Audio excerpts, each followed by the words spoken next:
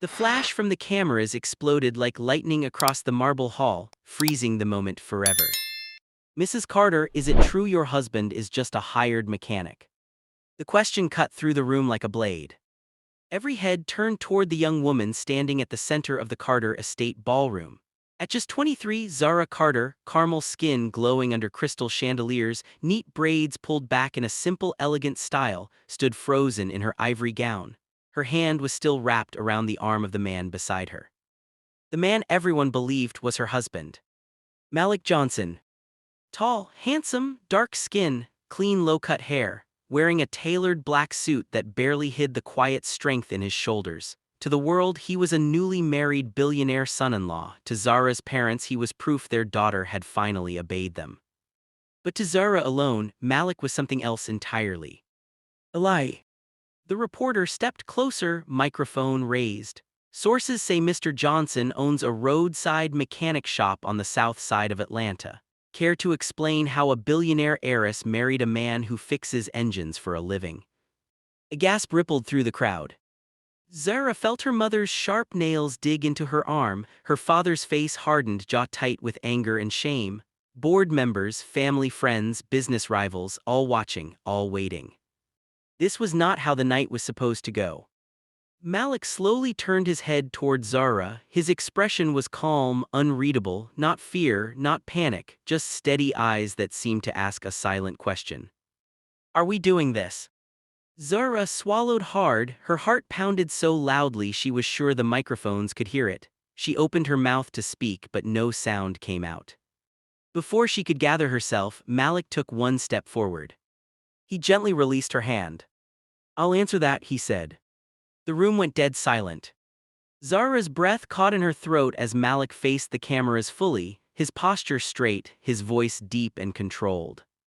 "Yes," he continued, "I am a mechanic." Whispers erupted instantly, phones rose higher, smiles of scandal spread like fire. But Malik added, pausing just long enough to let the tension stretch, "That's not the whole truth." Zara's eyes widened. Her father's face drained of color. And somewhere in the crowd, a quiet laugh slipped out, low, mocking, dangerous. Malik adjusted his cufflinks and looked straight into the lens. "The truth," he said slowly, "is far more complicated than that." Zara felt the ground shift beneath her feet. Because this was the moment everything was about to fall apart. Or finally make sense. And as Malik opened his mouth to continue, the doors of the ballroom burst open. A man in a dark suit rushed in, whispering urgently into Zara's father's ear. Her father staggered back. "What do you mean the documents are real?" he whispered. Zara's chest tightened. Malik turned to her, his eyes locking onto hers again. "This," he said quietly, "is where it really begins." And before anyone could stop him, he reached into his inner pocket. The room held its breath. Years earlier, long before cameras and chandeliers and lies dressed up as love, Zara Carter had been just another lonely child inside a mansion that never felt like home. The Carter family name carried weight across the US and Europe: real estate, tech investments, old money mixed with new ambition. Zara was the only child raised by nannies, tutors, and silence. Her parents loved her in theory, but in practice, love came with conditions. Be perfect, be obedient, marry well. By 23, the pressure became unbearable. Every dinner turned into an interrogation, every holiday into a reminder. "When are you bringing a man home? Do you want to shame us forever? Do you know how this looks to our partners?" Zara tried, she really did, dates arranged by her parents, sons of CEOs, politicians' nephews, men who smiled too much and listened too little. None of them saw her, they saw her last name. So when her father gave her the ultimatum, marry within the year or lose access to the trust fund, something in Zara snapped. She didn't want love bought with control. She wanted freedom. That was how she found herself one hot afternoon, standing beside a broken-down vintage car on the edge of the city, watching a young mechanic wipe grease from his hands. Malik Johnson didn't know who she was. He didn't care. He spoke to her like a human being, not a prize, explained the engine problem patiently, charged her fairly, even laughed when she joked about knowing nothing about cars. What Zara didn't know then was that Malik had once been top of his engineering class. Scholarships, awards, dreams bigger than the city skyline. But when his mother fell sick and the bills piled up, school became a luxury he couldn't afford. Talent without money turned into survival work. He fixed engines to stay alive. Zara fixed lies to survive her family. The idea came to her one night after another explosive argument at home. A fake husband. A simple contract. Appearances only. No emotions, no complications. Malik listened quietly as she explained it all, his brows furrowed, his hands folded. He didn't laugh, he didn't insult her. "You're asking me to pretend to be something I'm not," he said. Zara nodded, "And I'll pay you enough to finally build your own workshop, a real one your way." He hesitated. Then he asked a question she wasn't ready for. "What happens if pretending changes things?" She smiled tightly. "That won't happen." They shook hands. A deal was made. But deals built on lies always demand interest. Back in the ballroom, the present crashed into the past. Malik's fingers brushed the envelope in his pocket. Zara's parents stared at him like he was a stranger they had invited into their home. And the world waited for the truth. Because whatever Malik was about to reveal would either destroy Zara's family forever or expose a secret none of them were prepared to face. The envelope slid halfway out of his jacket. Zara's heart stopped, and Malik began to speak. The envelope felt heavier in Malik's hand than it should have. Inside that ballroom, time slowed. The reporters leaned forward, the guests held their breath. Zara could hear her own heartbeat, sharp and uneven, pounding against her ribs. But Malik didn't open the envelope yet. Instead, he slid it back into his jacket and raised his head, scanning the room calmly, as if he owned it. "I know what you're all thinking," he said, his voice steady but loud enough to carry across the hall. "You're thinking this marriage is a joke, a stunt, a rich girl's mistake." A few people nodded unconsciously. Zara's mother folded her arms tightly, lips pressed into a thin line. "But before anyone jumps to conclusions," Malik continued, "there's something you should understand." He turned slightly toward Zara, lowering his voice just enough for only her to hear. "Trust me," he said. She didn't know why, but she did. Malik faced the crowd again. "Yes, I work as a mechanic. I fix engines, transmissions, systems people don't care to understand until they break, but that doesn't make me small, and it doesn't make this marriage fake." Her father scoffed loudly. "Enough of this nonsense," he snapped. "Zara, come here now." Zara took one step forward, then stopped. For the first time in her life, she didn't move when her father commanded her. Something inside her shifted. Malik noticed. He placed a hand gently at the small of her back, not possessive, not controlling, just supportive. The cameras captured it instantly. "We can discuss this privately," Malik said calmly, "but since you've all chosen to make it public, I suppose honesty should also be public." The room buzzed again. Zara's father's face darkened. "You have no right." "I have every right," Malik interrupted, his tone firm now, "as Zara's husband." That word echoed. Husband. The security guards at the doors shifted uneasily. The family lawyer whispered urgently to Zara's mother. This was spiraling out of control. Zara leaned closer to Malik, whispering, "You weren't supposed to talk this much." "I know," he whispered back, "plans change." That scared her. Because she was realizing something she hadn't wanted to admit before. Malik was no longer pretending. The lie had started simply. After Malik agreed to the arrangement, Zara had set clear rules: no affection in private, no questions about her family business, no emotional involvement, appearances only. Malik agreed. He even signed a contract. But life refused to stay inside the lines Zara drew. The first dinner with her parents had been tense. Malik had worn a simple suit, answered questions politely, never raised his voice. Zara expected her parents to see through him immediately. They didn't. Instead, they were confused. Malik spoke well. Too well. He understood markets, asked smart questions, even corrected Zara's father once politely on a business assumption during dessert. Her father had stared at him for a long moment that night. "You're educated," he had said slowly. Malik had smiled. "Yes, sir." How educated? Malik hesitated then answered carefully, enough. That answer lingered. As weeks passed, Malik learned the rhythm of Zara's world. He attended charity events, endured fake smiles, shook hands with men who looked down on him. He never complained, never embarrassed her. But behind closed doors, something unexpected happened. He listened.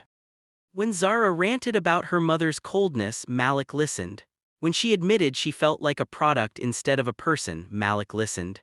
When she confessed she didn't even know what she wanted from life anymore, Malik listened. No one had ever done that before. And slowly, without meaning to, Zara started looking forward to coming home. That scared her more than the lie ever did. Back in the ballroom, the tension thickened. Malik turned toward Zara's parents again. You wanted your daughter married, he said. You wanted stability, an image, someone who wouldn't embarrass you. Zara's mother laughed bitterly, and you think you qualify. Malik met her gaze. I think I qualify as someone who treats your daughter with respect. That silenced her. Zara's father stepped forward, voice low and dangerous. This ends tonight, the contract. What contract? Malik asked calmly. Zara froze. Her father's eyes flicked to her. Zara, he said slowly, what is he talking about? The room spun. The reporters perked up instantly. What contract? Someone shouted.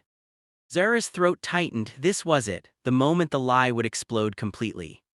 She opened her mouth. But Malik spoke first. There is no contract, he said clearly. Zara snapped her head toward him. What? Malik didn't look at her, not anymore. Her heart slammed hard against her chest. What do you mean not anymore? She whispered. Malik finally turned to her, his expression serious. I mean I tore it up weeks ago. Her breath caught. You had no right, she hissed under her breath. I know, he replied softly, but I did it anyway. Her parents watched the exchange, confusion giving way to suspicion. Zara's mother narrowed her eyes. Zara, she demanded, is this marriage real? The room went quiet again. This was the question that mattered. Zara looked at Malik. For the first time since this whole thing began, she didn't see a hired man standing beside her. She saw someone who had stood between her and humiliation, someone who had protected her without asking, someone who had seen her when no one else did. She swallowed. Yes, she said. The word felt terrifying. And freeing. Yes, she repeated louder, it's real. Her father staggered back as if slapped. The reporters erupted. But before the noise could overwhelm them, Malik reached into his jacket again. This time he pulled the envelope out fully. I didn't plan to reveal this tonight, he said, but since we're here. He held it up. These documents prove something about the Carter Group that none of you want public. Zara's blood ran cold. Her father's face went pale. You wouldn't dare, he whispered. Malik's eyes hardened. Try me. The envelope began to open. And Zara realized too late that hearing Malik had not just brought love into her life. It had brought a reckoning. And whatever was inside that envelope was about to change everything. The sound of the envelope tearing open was louder than the murmurs in the ballroom.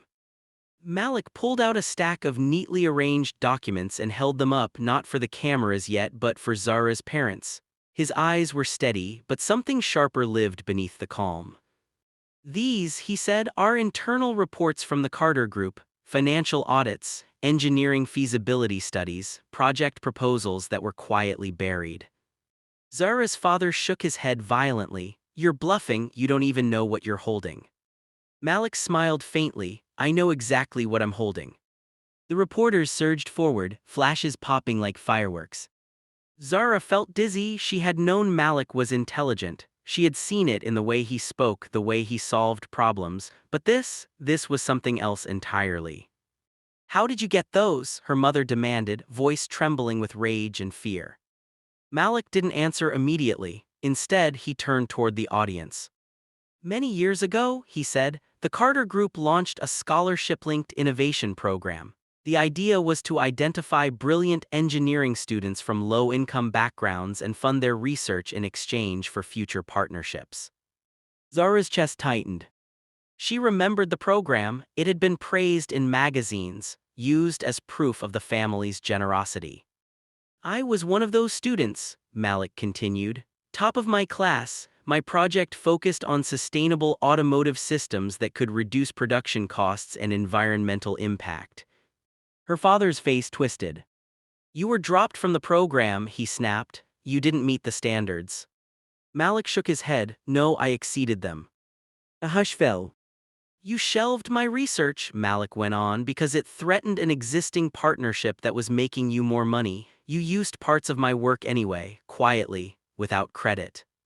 Zara's knees felt weak. She turned slowly to her father. Is that true? He avoided her eyes. The silence was answer enough. Malik stepped closer to the reporters now. These documents show timelines, edits, emails, proof that my work was taken, modified, and sold under a different name. The crowd erupted. Are you accusing the Carter Group of intellectual theft? Is this a lawsuit? Did you marry Zara for revenge? Questions flew from every direction. Zara's mother screamed, security, shut this down now. But it was too late. Malik raised one hand, commanding attention. I didn't marry Zara for revenge, he said firmly. I married her because she's brave and kind and tired of being controlled, but I stayed silent about this because I didn't want to destroy her family. Zara's eyes filled with tears. Her father finally looked at her then, and for the first time shame crossed his face. Malik turned back to him.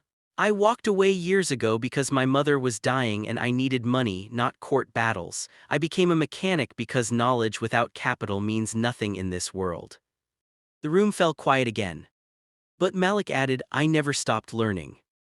Zara remembered the nights she found him reading technical journals, the way he sketched designs in a notebook he always hid, the quiet phone calls he took outside. He had been preparing for this.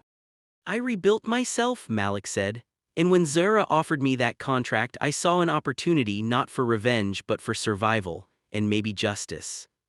Zara stepped forward, voice shaking but strong. You knew all this and still agreed to help me. Malik looked at her. Yes. Why, she asked. Because, he said softly, you treated me like a human being when you didn't have to. The reporters went wild. Her mother collapsed into a chair. Her father whispered, you've ruined us. Malik shook his head. No, you ruined yourselves. Hours later, the Carter estate was in chaos. Lawyers flooded the house, phones rang endlessly, the family board called emergency meetings, sponsors threatened to pull out. Zara sat alone in her bedroom, staring at the city lights beyond the tall windows. Her world had cracked open in one night. There was a knock at the door. Malik stepped in quietly. I'm sorry, he said, I didn't mean for it to happen like that. Zara laughed weakly. You mean in front of the whole world? He nodded. She stood and faced him. Are you leaving? The question surprised even her. Malik studied her carefully. Do you want me to? She didn't answer right away. She thought of the lies, the fear, the truth he carried alone, the way he had defended her without hesitation. No, she said finally, I don't. Malik exhaled slowly. But before either of them could say more, Zara's phone buzzed. A message from her father. Come to my study, now. Zara felt her stomach twist. She looked at Malik. Whatever happens, thank you. He nodded. I'll be right here. As Zara walked down the long hallway toward her father's study, she had no idea whether she was about to be disowned or finally freed. And somewhere behind her, Malik stared at the closed door, knowing the next move would change not just their lives, but the balance of power forever. If you're enjoying this story so far, don't forget to like this video, subscribe to the channel, and share it with someone who loves powerful stories like this. Also, tell us in the comments where you're watching from. Zara stood outside her father's study for a long moment before knocking. The heavy wooden door had always intimidated her as a child. Behind it were decisions that shaped companies, ruined lives, and controlled her future. Come in, her father said sharply. She entered. He stood behind his desk, jacket off, sleeves rolled up, papers were scattered everywhere. His eyes were red not from tears but from fury and exhaustion. So, he said, not looking at her, this is how you repay us. Zara closed the door quietly, by telling the truth. He laughed bitterly. Truth, you married a man to embarrass us, a mechanic. A brilliant one, Zara replied. Her father slammed his hand on the desk. Enough, that man manipulated you. Zara shook her head. No, he protected me, you never did. That stopped him. He finally looked at her, really looked at her, not as an heir, not as an asset, but as a daughter he was losing. You think I wanted things to be like this? He asked, his voice low. Everything I did was for this family. For your image, Zara said softly, not for me. Silence stretched between them. You will annul this marriage, he said finally. Quietly, we'll settle with him, he'll disappear, the board demands it. Zara felt a cold calm settle over her. No, she said. Her father stiffened. You don't understand what you're risking. I understand exactly, she replied. I risked myself for years just to please you, I'm done. You're choosing him over us, her mother's voice came from the doorway. Zara turned, her mother stood there, eyes sharp, arms crossed. I'm choosing myself, Zara said, he just happens to respect that. Her mother scoffed, respect doesn't build empires. Neither does theft, Zara replied quietly. That landed hard. Her father's shoulders slumped slightly. You don't know what kind of war you're starting. Zara nodded, then maybe it's time someone fought it. She turned and walked out. This time no one stopped her. Malik was waiting in the sitting room, packing slowly. He looked up when Zara entered. One look at her face told him everything. They want me gone, he said calmly. They want the marriage gone, Zara corrected. I don't. Malik searched her eyes. This won't be easy. I know. He nodded slowly. Then we need to be honest with each other. She swallowed. About what? About us, he said. The word hung between them. This started as a lie, Malik continued, but it isn't one anymore, not for me. Zara's breath caught. Malik. I didn't plan to fall in love with you, he said quietly, but I did. Her heart raced. She had never heard those words spoken to her without conditions attached. I'm scared, she admitted. Everything is falling apart. Malik stepped closer, not touching her yet. Then let it fall, we'll build something better. She looked at him, really looked at him, not as a shield, not as a contract. As a man who had stood his ground. She reached for his hand. And this time it wasn't pretend. The next morning, headlines exploded across the internet. Billionaire heiress marries disgraced scholar turned mechanic. Carter Group accused of intellectual theft. Who is Malik Johnson? Cameras camped outside the estate, sponsors released cautious statements, lawyers worked nonstop. Zara watched it all from her room, feeling strangely calm. Malik sat beside her, laptop open, reviewing documents. You're still working, she asked. He smiled faintly. Always. What are you planning? He hesitated. A workshop, but not just any workshop. A research-driven automotive lab, sustainable systems, affordable tech. Her eyes widened. That's what they stole from you. Yes, he said, and now I'm taking it back. Zara leaned back thinking. You know, she said slowly, I still have my trust fund. Malik looked at her sharply. I won't take your money. I know, she said, I'll invest it. He studied her, then smiled. Partners. She nodded. Partners. That afternoon, Zara's grandmother arrived unexpectedly. She was the only one in the family Zara had always trusted.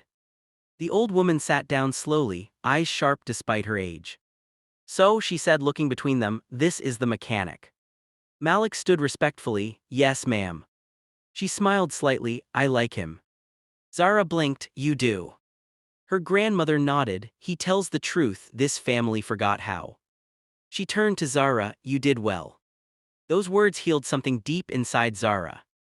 But the peace didn't last. That evening Malik received a call. He stepped outside to take it. Zara watched from the window as his posture stiffened. When he came back in, his face was serious. What happened? She asked. The Carter Group filed an emergency injunction, Malik said. They're trying to block me from using my research. Zara clenched her fists. They're trying to crush you. Malik nodded, and they won't stop there. At that moment Zara's phone rang. A known number. She answered. A cold voice spoke. You married the wrong man, the voice said, and now you'll pay for it. The line went dead. Zara stared at the phone. Malik stepped closer. What did they say? She looked up at him. They're coming for us. And in that moment, Zara understood something clearly. This was no longer about a fake marriage. It was about power, truth, and whether love could survive a war it never asked for. The battle had just begun. The threats did not stop. By the next morning, Zara's phone was full of missed calls from unknown numbers. Emails poured in, some polite, some cruel, some openly threatening. Sponsors distanced themselves. Old friends stopped replying. The Carter name, once a shield, now felt like a weight around her neck. Malik watched all of it quietly. "You don't have to stay," Zara said as they sat at the kitchen table, untouched breakfast between them. "This mess is mine." Malik looked up from his notebook. "If I walk away now, I lose everything again. If I stay, at least we fight." She nodded slowly. "Then we fight." They moved out of the estate that afternoon. Zara packed only what she needed: clothes, documents, a few photos. When she walked past the family portraits lining the hallway, she didn't stop, she didn't look back. They drove across town in Malik's old car. The engine purred like it trusted him. The apartment he brought her to was small but clean. Second floor, sunlight through thin curtains, a place that smelled like fresh paint and coffee. "This is temporary," Malik said, "until things settle." Zara smiled faintly. "It already feels more like home." That night they talked for hours. Not about money, not about lawsuits. About childhood, about fear, about dreams they had buried to survive. Malik told her about nights studying under streetlights, about fixing engines by day and equations by night, about watching others with less talent go further because they had money. Zara told him about birthdays with no parents, about being praised in public and controlled in private, about feeling invisible in rooms full of people.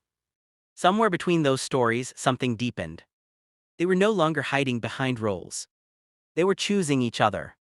The legal battle moved fast. The Carter Group's lawyers filed motions daily. They claimed ownership over Malik's ideas. They questioned his credibility. They hinted that the marriage itself was part of a scheme. Zara watched interviews on television where her parents spoke carefully, avoiding her name. "She's confused," her mother said once. "She's being influenced." Zara turned the TV off. "They're rewriting me," she whispered. Malik placed a hand on her shoulder. "They can't rewrite the truth." But the pressure was real. Banks hesitated to work with Malik. Investors pulled out before meetings even began. His dream workshop stalled before it could breathe. One evening Malik came home late, shoulders heavy. "They froze my accounts," he said quietly.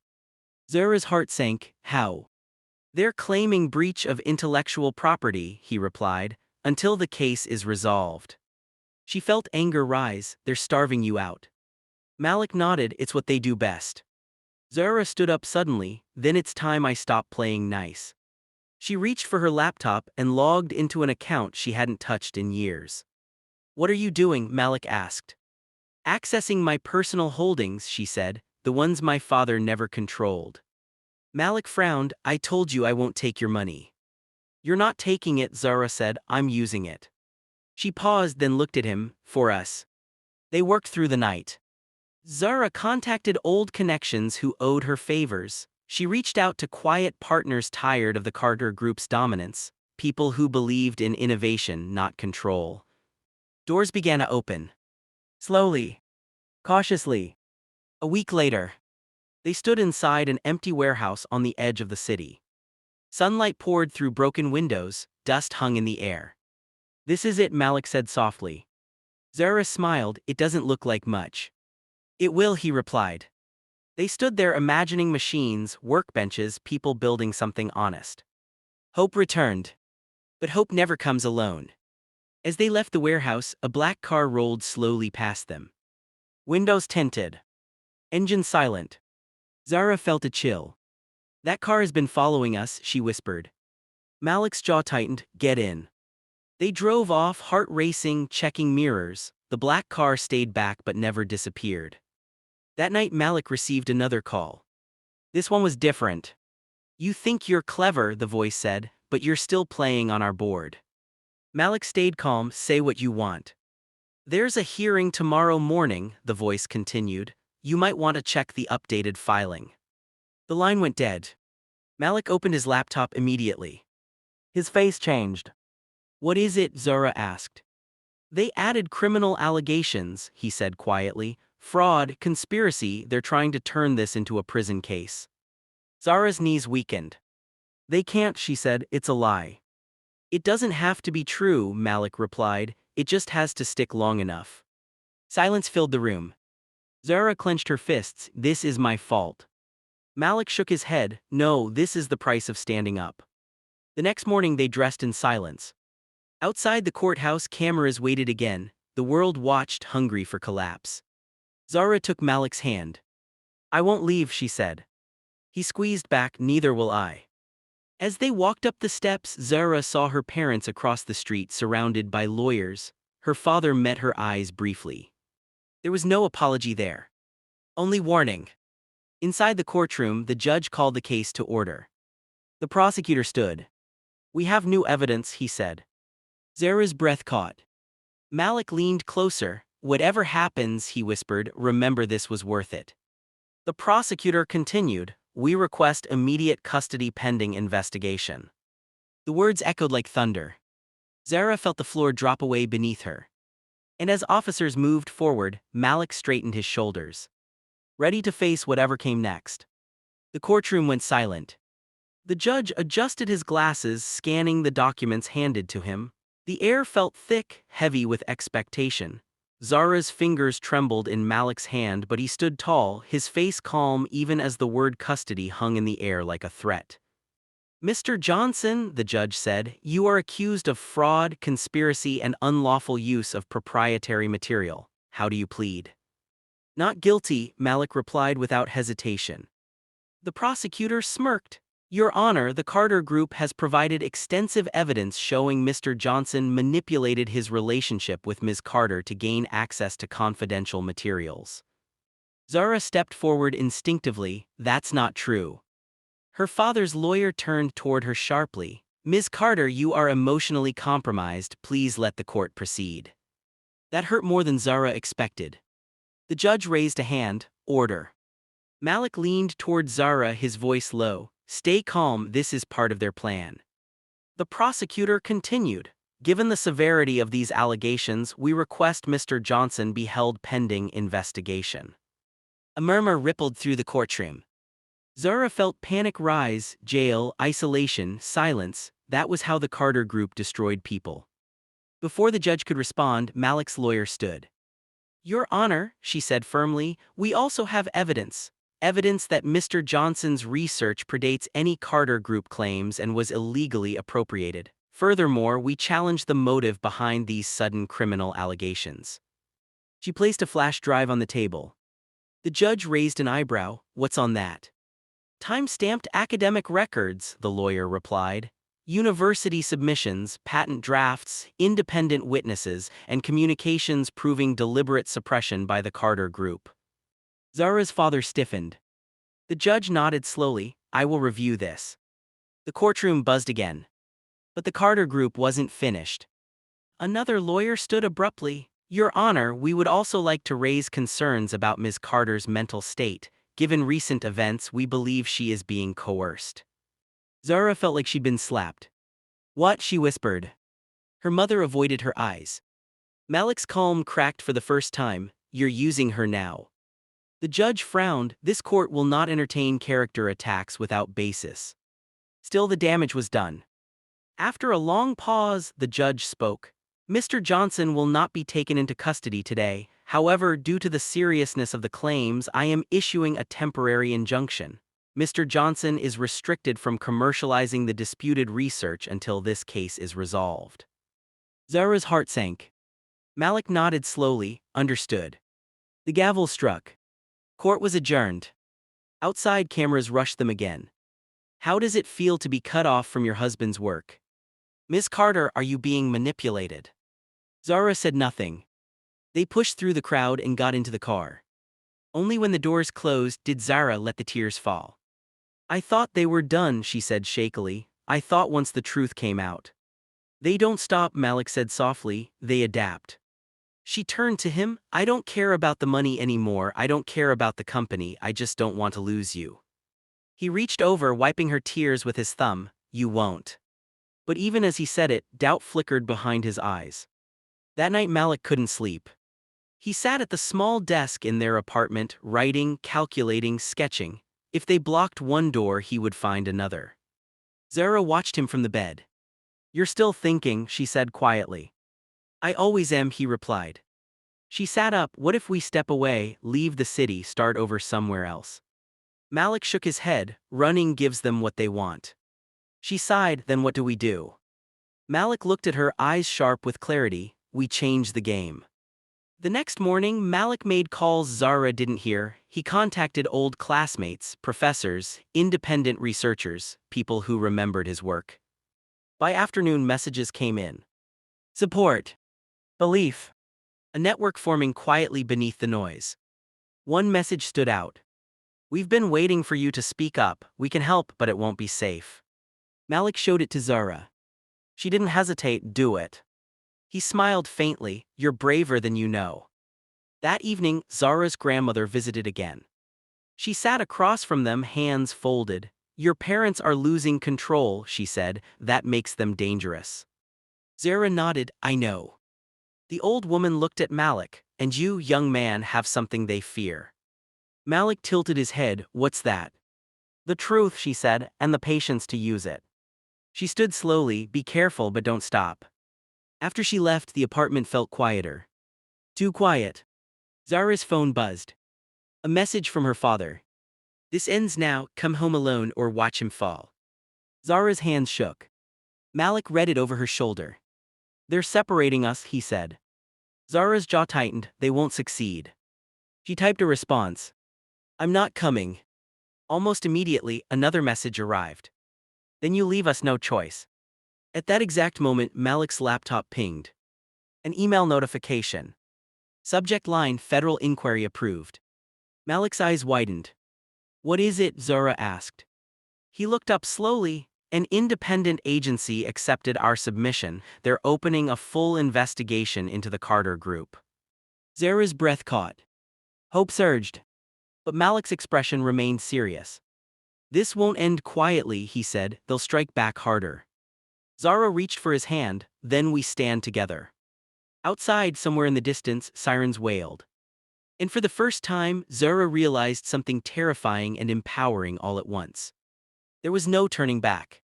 If this story is keeping you on edge, remember to like the video, subscribe to the channel, and share it with someone who loves powerful, emotional stories. The investigation changed everything. Within days, news broke that a federal inquiry had been opened into the Carter Group's past research practices. Old partners went silent, new allies came forward, employees whispered, former scholars shared stories that sounded painfully familiar to Malik's. Zara watched the empire she grew up inside begin to crack. Her parents stopped calling. Instead, messages came through lawyers, cold, precise, distant. Malik stayed focused. He worked day and night with the small network that had formed around him: engineers, researchers, legal experts who believed in truth more than power. They met in quiet places, shared data, compared timelines. Patterns emerged. The Carter Group had done this before. Not just to Malik. To many others. "This is bigger than us," Zara said one night as she read through testimonies. "They've been doing this for years." Malik nodded. "That's why they're scared." But fear made people dangerous. One evening, as Malik returned from a late meeting, he found the apartment door slightly open. He froze. Inside, drawers were pulled out, papers scattered, the room was a mess. Zara rushed in behind him. "What happened?" Malik scanned the room. Nothing valuable was taken, no electronics, no jewelry. "They weren't stealing," he said quietly, "they were searching." Zara's stomach dropped. "For what?" Malik walked to his desk. The notebook he always kept there was gone. His research. Years of work. Zara felt anger surge. "They crossed a line." "They crossed it a long time ago," Malik replied. That night Malik barely slept. Without the notebook, rebuilding would take time they didn't have. But in the early hours of the morning, Malik sat up suddenly. "I memorized most of it," he said. Zara blinked. "What?" "I didn't trust paper," he continued. "Not after what happened before. The core ideas, the formulas, the designs, they're here. he tapped his head. Zara smiled through her fear. You're unbelievable. He looked at her seriously. We're not done. The hearing date was set. A public one. The Carter Group wanted control of the narrative. So did Malik. On the morning of the hearing, the courthouse steps were crowded again. Protesters this time, some for the Carter Group, some against them. Students held signs. Engineers shouted Malik's name. Zara stood beside Malik, heart racing. You ready? She asked. He nodded. Are you? She took a breath. Yes. Inside, the room was tense. Witnesses spoke, former scholars, analysts, even an ex-Carter Group executive who had taken a plea deal. The story unfolded piece by piece. Malik listened quietly as his past was validated by others' voices. Then Zara's father took the stand. He looked older, smaller. When asked about Malik's research, he hesitated. I don't recall, he said. The room reacted instantly. Zara closed her eyes. Then Malik's lawyer stood. Mr. Carter, she said calmly, is this your signature on this approval email? Her father stared at the screen. Yes, he admitted. And is this the research proposal belonging to Malik Johnson? Silence. Yes. The truth landed like a blow. Zara felt tears slip down her face. Not from sadness. From release. Outside, reporters swarmed again. But this time, the questions were different. Mr. Johnson, do you feel vindicated? Ms. Carter, will you testify against your family? Zara stepped forward. I already have, she said clearly. The world paused. Her father watched from a distance, his expression unreadable. That night back in the apartment, exhaustion caught up with them. Malik sat on the couch, staring at nothing. Zara sat beside him. We're close. He nodded. I know, but this is where people get desperate. As if summoned by his words, Zara's phone buzzed. Unknown number. She answered. Congratulations, her mother's voice said coldly. You've made your point. Zara's heart tightened. What do you want? Come home, her mother replied, alone. Zara glanced at Malik. I won't, she said. A pause. Then her mother spoke again, slower this time. Then understand this, she said. If the Carter Group falls completely, so does your inheritance, your future, everything you ever knew. Zara's voice was steady. I already chose. The line went dead. Zara lowered the phone. They're cutting me off, she said. Malik looked at her carefully. Are you okay? She thought for a moment. Yes, she said, for the first time I really am. He smiled faintly. Then we'll build our own future. A week later, the ruling came. The judge ruled in Malik's favor. The Carter Group was ordered to release all claims on Malik's work. A separate investigation into corporate misconduct would continue. Outside the courthouse, Malik stood quietly as applause broke out. Zara hugged him tightly. You did it, she whispered. We did, he corrected. But even in victory, something lingered. That night, Malik stood alone on the balcony, city lights glowing below. Zara joined him. What are you thinking? She asked. He took a breath. Everything changed because of a lie. She nodded, and then the truth. He turned to her. I don't want to build a future on what we pretended to be. Her heart skipped. I want to ask you something, he said. Zara waited. Not as part of a deal, Malik continued. Not as protection, not as revenge. He looked at her, eyes full of honesty. As myself. Zara felt tears rise again. Yes, she said softly. He smiled, relief flooding his face. But as they stood there holding each other, Zara knew one thing. The final chapter wasn't about victory or loss. It was about whether love that started as a lie could survive as the truth. And tomorrow, that answer would finally be given. Morning came softly.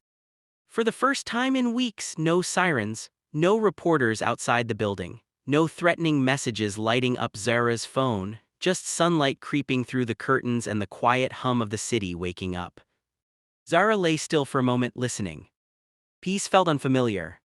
Malik was already awake, sitting at the small table by the window, laptop closed, hands folded as if he was thinking through something important. She joined him quietly. You didn't sleep, she said. He smiled faintly. I slept enough. They sat in silence for a while, watching people pass below, Ordinary people, going to work, laughing, living. This is where it ends, Zara said finally, the fight, the noise. Malik nodded, and where something else begins. Later that day, the final statements from the court were released. The Carter Group officially settled multiple claims. Malik received full legal ownership of his research, along with compensation that ensured he would never struggle again. Zara's parents resigned from the board within weeks. The empire didn't disappear, but it changed hands. Power moved on. Zara felt no joy in her parents' fall, only closure.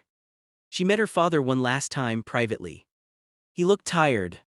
"I lost you," he said quietly. Zara shook her head. "You never really had me." He said nothing after that. And she walked away without regret. 6 months later, the warehouse was no longer empty.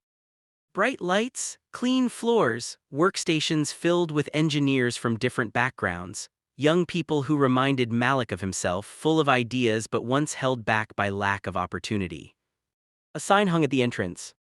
Johnson Automotive Research and Innovation. Zara stood beside Malik as he addressed the team on opening day. "This place exists because talent should never be buried," Malik said, "not because of money, not because of power." The applause was real. Earned. Zara watched him with pride. Not because he was brilliant, but because he never let bitterness turn him cruel. That night they returned home to a house they chose together, not a mansion, not an estate, a warm place filled with laughter, books, and plans for the future. Malik stood in the living room, nervous in a way Zara had never seen before. "You already said yes," she said gently. He smiled. "I know, but this still matters." He reached into his pocket and pulled out a small ring, simple, elegant, honest. "This time," he said, "there are no contracts, no pressure, no pretending." Zara's eyes filled with tears. "I choose you," Malik continued, "not because I need protection, not because I need revenge, but because I love you." Zara didn't hesitate. "I choose you too," she said, "every version of you." They married quietly. No cameras, no lies. Just family, friends, and people who truly wished them well. Years passed. They built a life filled with respect, laughter, and purpose. Children came. A home full of love replaced the cold halls of Zara's past. Sometimes Zara would think about how it all began. A lie meant to survive pressure. A mechanic hired to pretend. And how truth had turned pretending into destiny. What started as fear became freedom. What started as a deal became love. And what started as a lie became the most honest thing either of them had ever known. If this story moved you, please like the video, subscribe to the channel, and share it with someone who believes love can grow in the most unexpected places. Now tell us in the comments, do you believe love that starts as a lie can become real? Have you ever seen something like this happen? We'd love to hear your thoughts.